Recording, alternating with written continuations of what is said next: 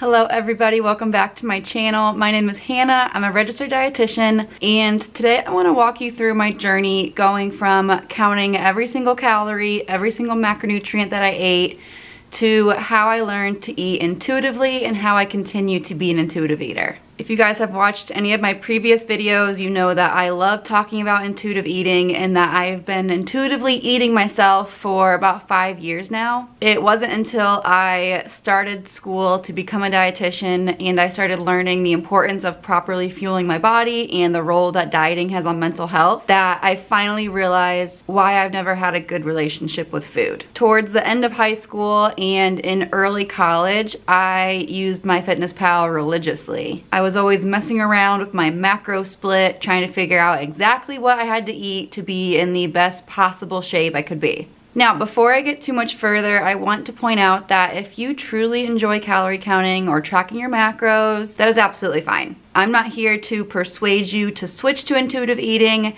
I'm just sharing my experience. I do have a whole other video on my thoughts on macro counting and if it fits your macros or IIFYM, so I will link that down below. But for a lot of people, counting calories and counting your macros can be a very slippery slope into disordered eating habits. It definitely was for me, and I know it has been for a lot of clients that I've worked with. So if you can't go a week, a day, or even a meal without tracking your calories and feeling guilty or like you've done something wrong, it may be a good time to evaluate your relationship with food and maybe consider how intuitive eating could be a better approach for you. But without further ado, let me walk you through how I went from counting calories to becoming an intuitive eater.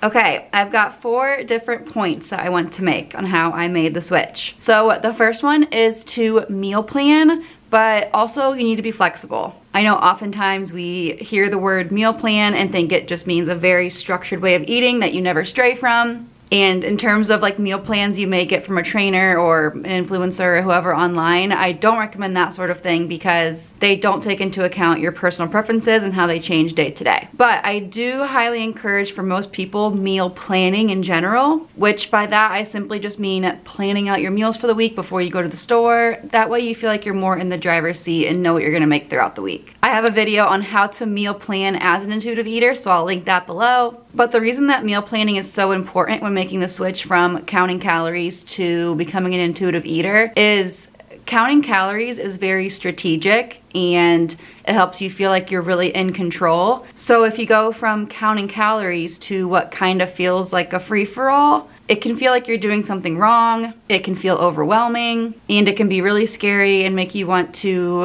run back to what feels like safety and get back into the arms of MyFitnessPal. So at least having the plan of what meals you would like to eat can really help you feel like you are more in control. But it is very important to also be flexible. So say you had chili planned for Thursday night dinner, but all of your girlfriends decided they want to do a girls' night out and go get dinner together. It can feel like you might be failing if you don't eat that chili you had planned, but that's not the case at all. That chili was just one of the many options of what could be on the menu for Thursday night. So depending on what the meal is, say it's that chili, you can simply, have the chili the next day, save the ground beef for a later meal, freeze it if you need to, repurpose those ingredients later in the week, make the chili and freeze all of it for later. There's a million ways to go about it, but bottom line is that you don't have to stick exactly to the meal plan. Just have a plan so that way if all goes the way you think it will, you feel like you're in control.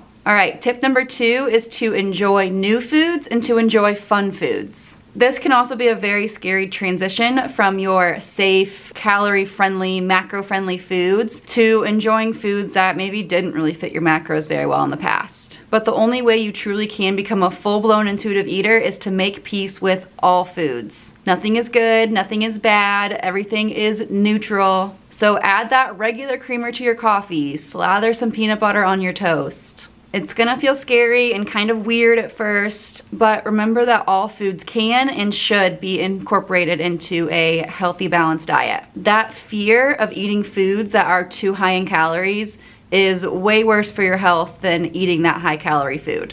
And when you do start to incorporate these fun foods, it might seem really hard to only have them in moderation at first. And that's because you've been restricting them for so long. And as we know, restriction often leads to binge style of eating. But once you keep exposing yourself to these new foods, they start to feel more normalized. All right, number 3 is to eat every 3 to 4 hours. This is not some magic number you have to follow, but eating every 3 to 4 hours usually helps most people balance their blood sugars and not get excessively hungry. But this is not a rule. There are no food rules with intuitive eating. So if you get hungry after 2 hours of your last meal, absolutely eat something. We are trying to build trust with our hunger and satisfaction cues again, and so if you wait on a certain time of the day to eat, even though you feel hungry before then, that's gonna make it really hard to build trust. Plus, we are not robots, our bodies are not machines, we're not programmed to eat like every 3 to 4 hours specifically. It's just a nice rule of thumb to follow. If that 3 to 4 hour timeline doesn't quite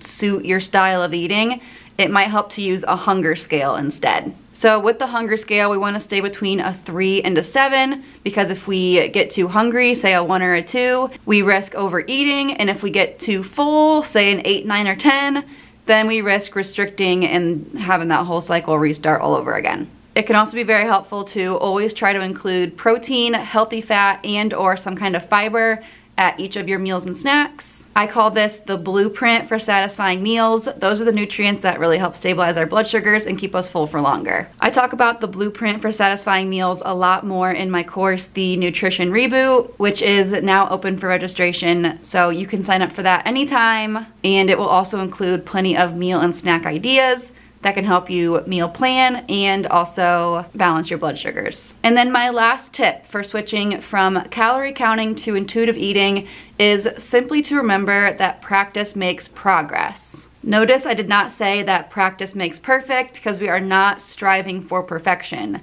There's no such thing as perfection when it comes to being a healthy person and the way you eat. Learning to eat intuitively is not a seamless transaction. You can't just wake up one day and decide you're an intuitive eater. Many of us have spent so much of our lives depending on food rules and diets and numbers to tell us when to eat and what we should eat, that trusting our body does not come naturally anymore. When you are learning to become an intuitive eater, it is normal to have those intrusive diet thoughts come back into your brain now and again. But don't let that discourage you. Write down your wins, keep track of your progress. If these disordered eating and diet culture thoughts are continuing to pop into your brain and you're having a very hard time getting rid of them, that could be a really good sign to work with the dietitian to help hold you accountable and remind you why you are doing this. But practice, practice, practice. There are no mistakes, they're all just learning opportunities. I promise it is going to be so worth it to ditch the diets and learn to build trust with your body again. It's a lifelong journey. Like I said, it's not gonna happen overnight. You can't expect to go from months, years, decades of dieting to completely ditching all those skeletons overnight. All right, you guys, thank you so much for watching this video. If you are someone who has been wanting to know how to make the switch to intuitive eating, I hope this helped you. And if you've been wondering if you should make the switch, I hope this is a sign that you do so. All right, guys, have a good one. See you in the next video.